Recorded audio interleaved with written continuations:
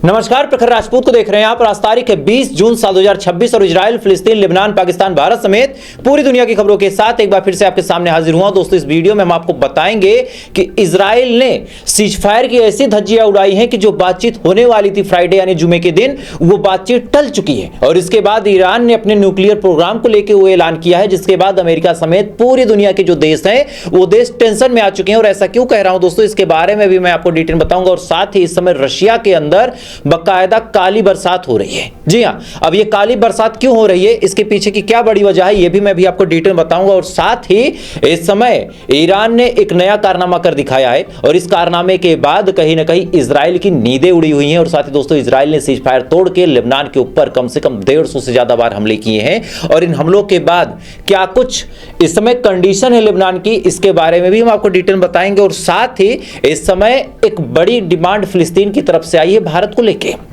फिलिस्तीनियों ने भारत से कुछ मदद मांगी है। अब यह मदद कौन सी है, क्या कुछ कहा गया है, इसके बारे में भी हम आपको बताएंगे। और साथ ही बातचीत में अब डोनाल्ड ट्रंप के सुर भी बदलते नजर आ रहे हैं। डोनाल्ड ट्रंप ने वो बयान दिया है जिसके बाद ये लग रहा है कि सीज फायर की डील शायद साइन नहीं होगी। अब ऐसा क्यों कह रहा हूं, इस वीडियो में आपको ये भी डिटेल में बताऊंगा दोस्तों। यानी यकीन मानिए, एक ही वीडियो में पूरी दुनिया की वो तमाम बड़ी खबरें, जिन खबरों को देखने के लिए आप अलग अलग चैनलों पे जाते हैं, घंटों का वक्त जाया करते हैं, लेकिन एक ही चैनल पे हम आपको पूरी खबरें बताएंगे। इस वजह से अगर आप चैनल पर नए हैं तो वीडियो को लाइक जरूर कर लीजिएगा, चैनल को सब्सक्राइब कर लीजिएगा। और साथ ही कमेंट में आप इस वीडियो को कहां से देख रहे हैं कमेंट करके मुझे बताइएगा। तब तक दोस्तों एक एक करके मैं आपको खबरें बताता हूं। और सबसे पहली, सबसे बड़ी, सबसे अहम खबर इस समय निकल के सामने आ रही है डोनाल्ड ट्रंप के हवाले से। दरअसल डोनाल्ड ट्रंप ने वो बयान दिया है जिसके बाद अभी मैंने आपसे कहा ना कि सीज फायर इतना आसान नहीं है। और ये बात मैं 15 दिनों से लगातार बोल रहा हूं। और आज ऊपर वाले का जो वरदान है मुझे कि अगर मैं कुछ बोल रहा हूं तो पहली बात तो जोश जोश में बोलता नहीं हूं, बहुत सोच समझ के ही बोलता हूं। पूरा दिन सोचता हूं, फिर शाम को बोलता हूं, उसके बाद फिर पूरी रात सोचता हूं, तब सुबह बोलता हूं। तो ऐसे हाल में जो मैंने कहा था कि डोनाल्ड ट्रंप इजराइल से कॉम्प्रोमाइज्ड है और डोनाल्ड ट्रंप वही बात बोलेगा जो इजराइल को पसंद होगी। इजराइल ने बाकायदा धमकी भी दी थी। आपको याद होगा, मैंने आपको बताया था कि एक बड़ा कट्टर नेता है जिसका नाम बेन गवीर है, जिसके बारे में आपको पता होगा कि ये फिलिस्तीनियों को खत्म करने की बात करता है, लेबनान को खत्म करने की बात करता है। इसी बेन गवीर ने दोस्तों कहा था कि जो शख्स इजराइल के खिलाफ गया और अमेरिका का चुनाव लड़ना चाहता है उसको केवल हार का सामना करना पड़ेगा, और जो शख्स हमारे सपोर्ट से जीता है और उसके बाद हमें पीठ दिखा रहा है तो ऐसे हाल में हम उसकी गद्दी छीन लेंगे। ये बात जब बोली थी इसने, इसी के जस्ट बाद दोस्तों डोनाल्ड ट्रंप का नया बयान निकल के सामने आया। डोनाल्ड ट्रंप ने साफ तौर पे कहा है कि ईरान अब खत्म हो चुका है, ईरान की आर्मी से लेकर ईरान की नेवी को हमने खत्म कर दिया है और ईरान को एक फूटी कौड़ी अमेरिका से नहीं मिलने वाली है। मतलब अब तक जो ये कहा जा रहा था कि ईरान का जितना नुकसान हुआ वो नुकसान अमेरिका भरेगा, सारे डैमेजेस कंट्रोल करेगा, इसके अलावा हर एक नुकसान की भरपाई करेगा। अब डोनाल्ड ट्रंप का दोस्तों कहना है कि एक फूटी कौड़ी अमेरिका से ईरान को नहीं मिलेगी। यानी अभी तक साइन नहीं हुई डील, लेकिन धीरे धीरे इनके असली रंग सामने आ रहे हैं। अब सुनिए, इधर एक काम तो मुंह से बोल के डोनाल्ड ट्रंप ने किया, दूसरी तरफ आज इजराइल के प्रधानमंत्री बेंजामिन नेतन्याहू ने खुद अपने ट्विटर अकाउंट से एक ट्वीट किया और इस ट्वीट ने सारे सीज फायर की धज्जियां उधेड़ के रख दी। मैं आपको बताता हूं क्या किया है। दरअसल बेंजामिन नेतन्याहू ने ट्वीट करते हुए कहा कि हमने पिछली रात, यानी अभी जो रात बीती है, उस रात में 150 से ज्यादा बार लेबनान के ऊपर ताबड़तोड़ हमले किए हैं। और इन हमलों में अब तक जो लेबनान की हेल्थ मिनिस्ट्री है उसने दावा किया है कि 47 से ज्यादा मासूम मारे गए। हालांकि इजराइल का अपना क्लेम है कि हमने हिजबुल्लाह के लड़ाकों को मारा है, लेकिन लेबनान की हेल्थ मिनिस्ट्री का कहना है कि 47 से ज्यादा मासूम मारे गए हैं। और यह काम सीज फायर होने के बाद हुआ है। किस हिसाब से हमला हुआ है, थोड़ा सा वीडियो में देखें आप।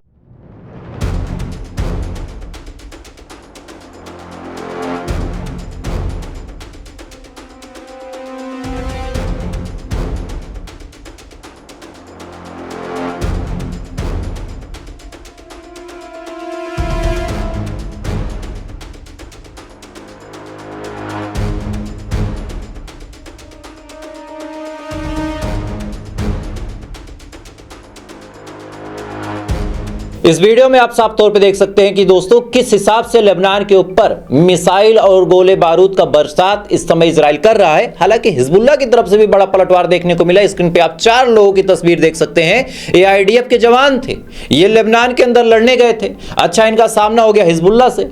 अब ये 18, 19, 20 साल के लौंडे जब ये भिड़ेंगे उन एक्सपीरियंस लड़ाकों से जिनकी ट्रेनिंग इतनी कठिन होती है कि रेगिस्तान के उस मरुस्थल में अपने आप को तपा के ये लोग हिजबुल्ला में शामिल करते हैं, तो ऐसे हाल में अंजाम वही होना था जो हुआ। ये चारों ऊपर का अपना टिकट कटा चुके हैं और ये ऑफिशियल क्लेम इजराइल का है। इसके अलावा कितना नुकसान हुआ है ये केवल ऊपर वाला ही जानता है। खैर, इसी दौरान दोस्तों अब जो बातचीत फ्राइडे को होनी थी वो बातचीत टल गई है, क्योंकि जिस हिसाब से लेबनान पे हमला हो रहा है, ईरान बुरी तरीके से भड़का हुआ है और उसने कहा कि अभी और वर्क करना पड़ेगा तभी बातचीत संभव है। और जेडी वेंस ने भी कहा कि जिस हिसाब से इजराइल हमला कर रहा है, ईरान से बातचीत करने का कोई मतलब नहीं होगा। आने वाले चंद दिनों में ईरान फिर से हमले करेगा और इसके लक्षण भी देखने को मिल रहे हैं। दोस्तों, लेबनान के हवाले से बड़ी खबर आई है और खासकर जो फॉरेन मिनिस्ट्री के प्रवक्ता है इस्माइल बघाई साहब, उन्होंने बताया कि जब डील हो गई थी तब तेहरान यानी ईरान ने क्या किया कि जो IAEA है यानी जो पूरे न्यूक्लियर के मामले में पूरी दुनिया पे नजर रखता है, ये चेक करता है कि किसका यूरेनियम कितना संवर्धित है, क्या कोई न्यूक्लियर वेपन बना रहा है या फिर नहीं बना रहा, क्या कोई ऐसे खतरनाक इरादे रख रहा है या फिर नहीं रख रहा। तो ये क्या करता है कि हर देश में जाता है, उसके न्यूक्लियर फैसिलिटी पे, उसके यूरेनियम पे रिसर्च करता है, पता करता है कि कितना एनरिच है, अच्छा क्या असली वाला कहीं छुपा तो नहीं दिया गया। ये तमाम चीजें होती हैं। ऐसे हाल में ईरान ने अपनी अच्छाई दिखाते हुए क्या किया था कि IAEA को इन्वाइट किया था और कहा था कि आप हमारे यहाँ आइए, आने के बाद हमारी यूरेनियम को चेक कीजिए। आपको हमारा यूरेनियम उस क्वालिटी का नहीं मिलेगा जिस क्वालिटी का चाहिए होता है न्यूक्लियर वेपन बनाने के लिए। लेकिन अब इधर तो इन्होंने इनवाइट कर दिया, लेकिन दूसरी तरफ दोस्तों जब लेबनान पे ताबड़तोड़ हमले शुरू हुए तब ऐसे हाल में तेहरान की तरफ से दोस्तों बड़ा बयान निकल के सामने आया है। तेहरान ने साफ तौर पे कहा, यानी ईरान ने साफ तौर पे कहा है कि अब हम IAEA को भी नहीं बुलाएंगे और दूसरी बड़ी बात, हमारा जो न्यूक्लियर प्रोग्राम है उसको अब हम रोकने वाले नहीं हैं। मतलब जिस गति से आगे बढ़ रहा था उस गति से आगे बढ़ेगा तब तक जब तक डील साइन नहीं हो जाती। जब डील साइन हो जाती है उसके बाद दोनों पार्टीज यानी एक तरफ ईरान, दूसरी तरफ अमेरिका और इजराइल, ये सब एक दूसरे की शर्तों को मानने लगते हैं, सारी चीजें स्मूथली चलने लगेगी। उसके बाद ही हम अपने न्यूक्लियर प्रोग्राम को निरस्त करेंगे, रोकेंगे, अदरवाइज हम नहीं रोकने वाले। हमें समझौते के तहत जो काम करना था, जैसे स्टेट ऑफ हार्मोज खोलना था, हमने खोल दिया, लेकिन अब सारा काम ईरान क्यों करे? ये सवाल मैं आपसे पूछना चाहता हूं कि भाई साहब सारा ईमानदारी और सारा सीज फायर का ठेका क्या ईरान ने ले रखा है? कि भाई उसने स्टेट ऑफ हार्मोज भी खोल दिया, उसने हमले भी रोक दिए, उसने बयान भी देना बंद कर दिया, इसके बावजूद लेबनान पे भी हमले जारी हैं, ईरान का कोई फायदा भी नहीं हो रहा है। तो ऐसे हाल में न्यूक्लियर भी क्यों रोके ईरान? सवाल बड़ा सिंपल सा, आप मुझे कमेंट में जवाब दीजिएगा इसका कि भाई क्यों रोके ईरान? सारी अच्छाई का ठेका ईरान ने ले रखा है और ये गुलाबी सुअर कुछ भी बयान दे दे, उसके बाद इजराइल हमला कर दे और बाद में डोनाल्ड ट्रंप ये कह देगा कि यार इजराइल हमारे कहने में आ नहीं रहा, लेकिन तुम इजराइल पे हमला करोगे नहीं चूंकि तुमने डील कर ली है। तो ये तो फिर दोगले वाली बात हो गई और इस वजह से ईरान ने अब साफ तौर पे ये स्टैंड लिया है। खैर, इसी दौरान दोस्तों फिलिस्तीन से बड़ी अपडेट आ रही है और इस अपडेट को बहुत तवज्जो के साथ सुनिएगा और इस वीडियो को शेयर भी कर दीजिएगा। शायद अगर मैं कुछ कर पाऊंगा तो अपने एंड से करूंगा, लेकिन ऐसा नहीं कि मैं आपसे कोई वादा करूं कि भाई आप मुझे पैसा भेजो। क्यूआर लगता है, आप मेरे सपोर्ट में मुझे भेजना चाहें भेज सकते हैं, लेकिन ये मैं कभी नहीं कहूंगा कि आप मुझे अपना पैसा दें, मैं फिलिस्तीन को भेजूंगा। इनकेस आप मुझे पैसा भेजते हैं और ऐसे हाल में मेरा जुगाड़, मेरा सिस्टम नहीं बन पाए, मैं फिलिस्तीन में पैसा ना भेज पाऊं, तो फिर उस पैसे का मैं क्या करूंगा? तो मेरे लिए हराम है और हराम का खाऊंगा तो हराम ही बन जाऊंगा, तो फिर वही गोदी मीडिया यही सब होगा। तो फिर ऐसे हाल में अपडेट आप सुन लीजिए। फिलिस्तीन के जो राजदूत हैं अब्दुल्ला एम अबू सावेस ने भारतीयों से अपील की और कहा है कि भारत अगर चाहे तो फिलिस्तीन के अंदर हजारों लोगों की जान बचा सकता है। क्योंकि इस समय जो फिलिस्तीन के हालात है दोस्तों, थोड़ा समय आपको उस पर नजर डलवा देता हूं, बड़े दिनों से आप भूल गए होंगे। फिलिस्तीन में इस समय 36 के करीब इमरजेंसी हॉस्पिटल थे, मतलब जो लाइफ सपोर्ट सिस्टम रखते थे, जिंदगी और मौत के बीच वो फैसला करते थे। अगर टाइम पे लाइफ सपोर्ट सिस्टम मिल जाता तो लोग बच जाते हैं, नहीं मिलेगा लोग मरेंगे। 36 में से केवल 19 ऐसे हैं जो रनिंग कंडीशन में, मतलब आधे से ज्यादा खराब हो चुके हैं, आधे से ज्यादा को तबाह और बर्बाद कर दिया गया। और इसके अलावा दोस्तों सबसे बड़ी खतरनाक बात यह है कि मलबे के अंदर राजदूत जो अब्दुल्ला एम अबू सावेस है, इन्होंने कहा है कि मलबे के अंदर कम से कम 12,000 तो ऑफिशियल डाटा है, लेकिन आप मान के चलिए इनका क्लेम है कि 15,000 से ज्यादा डेड बॉडीज पड़ी हैं। अब क्या होगा कि आमतौर पे आदमी जब कब्र में दफन होता है तो 5 फीट 6 फीट गहरी मिट्टी खोदी जाती है, उसके बाद मिट्टी की एक लेयर होती है। तो ऐसे हाल में बॉडी जब डिकम्पोज होती है, सड़ती है, तो बदबू नहीं आती। लेकिन ये जो लोग मारे गए हमलों में, कोई 1 फीट नीचे है, कोई 2 फीट नीचे, अच्छा पता नहीं कहां पे क्या है, तो पूरा फिलिस्तीन तो खोदा नहीं जा सकता। ऐसे हाल में जो 1 फीट 1.5 फीट नीचे हैं, उनकी डेड बॉडीज से बदबू आ रही, उनसे बीमारियां फैलेंगी और सबसे बड़ी बात दोस्तों ये है कि जब पानी बरसेगा तो फिलिस्तीन का जो नेचुरल वाटर रिसोर्स है, ये तमाम पानी इसी मिट्टी से बह के जाएगा तो पूरा पानी प्रदूषित हो जाएगा और उस पानी को पीने की वजह से हजारों जिंदगियां और जाएंगी और खाने की भी दिक्कत है, मेडिकल की दिक्कत है, शिक्षा की दिक्कत है। मतलब बेसिक नीड इस समय फिलिस्तीन में नहीं है।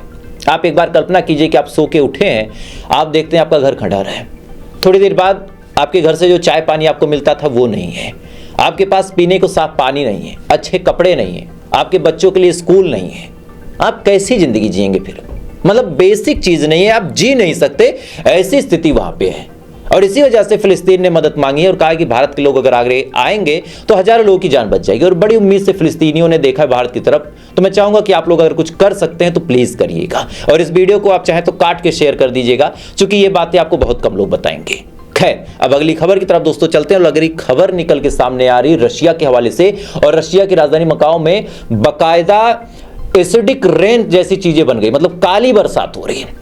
दरअसल पिछले 2 दिनों में रशिया के ऊपर ताबड़तोड़ ड्रोन से हमले किए गए। 1000 से ज्यादा ड्रोन और रॉकेट यूक्रेन ने रशिया के ऊपर दागे हैं।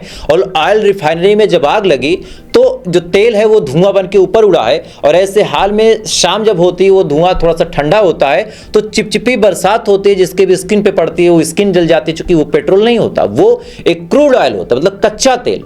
उसमें हजारों तरह की इम्प्योरिटी होती है, तमाम तरह के और केमिकल्स होते हैं, और वो जब स्किन पे गिर रहा है तो उससे हजारों लोगों की जिंदगी ऐसे में मुसीबत में है। और इस वजह से दोस्तों रशिया यूक्रेन के ऊपर बहुत बुरी तरीके से भड़का हुआ है। आने वाले टाइम में आप देखिएगा कि रशिया और यूक्रेन की जंग बहुत इंटेंस लेवल पे पहुंच सकती है। खैर, इसी दौरान दोस्तों बड़ी अपडेट निकल के सामने आ रही इस समय भारत से।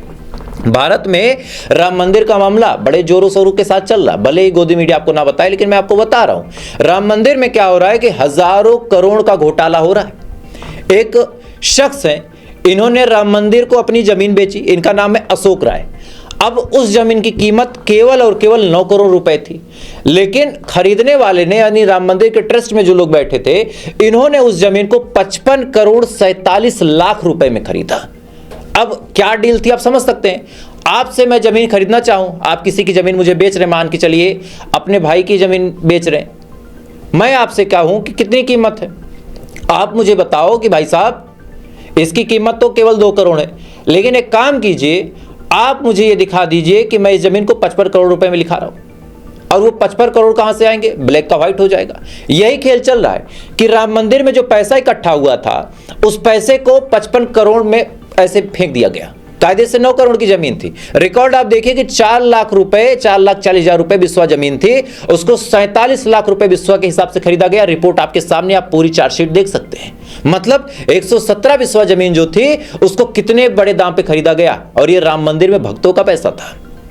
लेकिन भक्त खामोश है, खामोश है। चूंकि मजा किस में आता है, आज एक मुस्लिम बच्चा था, वो कहीं जा रहा था, किसी ने उससे पूछा तेरा नाम क्या है, उसने बताया होगा भाई मेरा नाम अब्दुल है, मेरा नाम यासिर है, मेरा नाम सुल्तान है, मेरा नाम रेहान, मेरा नाम मजीद, कुछ भी उसने बताया होगा। जैसे ये चीज उसने सुना फौरन बता दिया तो पाकिस्तानी है। अब उस बच्चे का जवाब क्या था वो आप सुनेंगे तो आप ताजुब करेंगे। दरअसल उस बच्चे के ज्यादा आर्मी में सूबेदार थे, उसने कहा कि मैं आर्मी वाले का बेटा हूं। बे वीडियो देखें आप। एक मिनट वीडियो ले, आप कैसा बोलते हैं? नहीं, आपको क्या प्रूफ है? आप पाकिस्तान है, आप है तो पाकिस्तान का बोल देते। मेरे दादा इंडियन आर्मी में थे, आपको पता है, सूबेदार थे वो। गलत है ये, गलत है। अरे तू